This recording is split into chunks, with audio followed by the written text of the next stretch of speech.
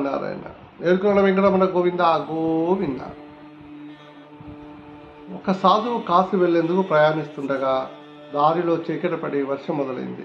అయితే ఆ సాధువు దగ్గరలో ఒక భవంతిని వెతుక్కొని అక్కడికి వెళ్ళి తలుపు తట్టాడు. అప్పుడు ఆ ఇంటి యజమాని ఈ సమయంలో ఎవరు వచ్చారని చెప్పి తను తలుపు తీసి విచిత్రంగా చూసి, ఆ సాధువు, నేను ఒక బాటసారిని, చీకటి వర్షం వలని ప్రయాణం చేయలేకపోతున్నాయా ముసలివాడిని, మీరేమనుకోకపోతే ఈ రాత్రి మీ ఇంటి దగ్గర ఉండనిస్తానని అడిగాడు. అది విన్న ఇంటి యజమాని కోపంతో, వచ్చి పోయే వాళ్ళందరూ తలదొర ధర్మసత్రమా, నువ్వు ఎక్కడానికి అస్సలు వీల్లేదు ఇక్కడ ఉండటానికి అని చాలా విసుగ్గా అన్నాడు. అది విన్న సాధువు, ఈ భవనాన్ని మీరే కట్టించారా అని అడిగాడు. కాదు కాదు, మా నాన్నగారు కట్టించారు అని చెప్పాడు అతను. అయితే ఈ ఇంటి యజమానికి నువ్వు కాదు యజమాని, మీ నాన్నగారు అన్నమాట.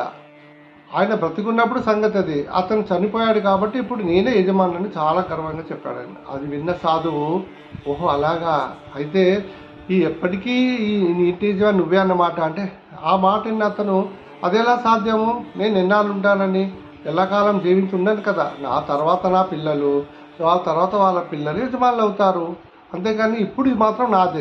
అప్పుడు ఒక నవ్వునవ్వైన సాధన కూడా, ఈ ఇంటికి శాశ్వత యజమాని ఎవరు లేరు అంటే అందరూ కొంత కాలం నుండి వెళ్ళిపోయేవారు అన్నమాట. దాని అర్థము ఈ భవంతి కూడా ఒక సత్రం లాంటిదే కదా, కానీ ఇందులో ధర్మమే లేదు. తమరన్నట్టుగా ఇది ధర్మసత్రం కాదు అన్నమాట నిజమే. ఇక్కడ ధర్మం లేదు. మీ సత్రంలో మీరే ఉండండి. ఇలాంటి ధర్మం లేని సత్రంలో ఉండడం కంటే భగవన్ నామస్మరణ చేసుకుంటూ వెళ్ళిపోవటమే చాలా శ్రేయస్కరమని ఆ సాధువు నడుచుకుంటూ వెళ్ళిపోయాడు. ప్రతి చోట ప్రతి విషయము ధర్మం చాలా అవసరము.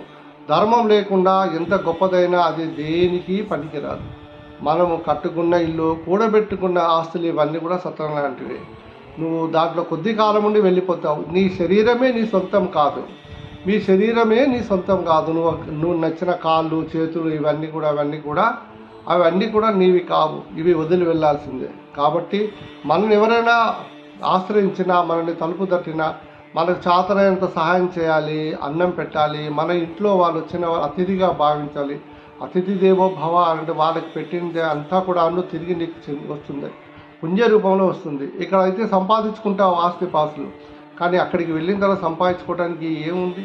ఇక్కడ పుణ్యం చేసుకుంటేనే, ఈ మానవ జన్మలో నువ్వు చేసుకున్న పుణ్యమే రేపు నీకు ఉపయోగపడుతుంది.